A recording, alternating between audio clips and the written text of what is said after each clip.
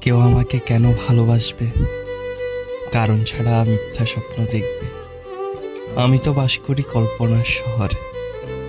কল্পনাকে কেউ কেনই বা বাস্তবতা বলে মেনে নেবে? কেউ আমাকে কেন মনে রাখবে? সময়ে অসময়ে আমার কথা কেনই বা ভাববে? আমি তো চলেছি এক অনিশ্চিত গন্তব্যের পথে।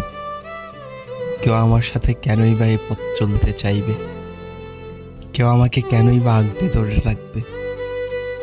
আমি তো কোনো সুন্দর স্মৃতি নই যে সবার আড়ালে কেউ লুকিয়ে গুছিয়ে রাখবে।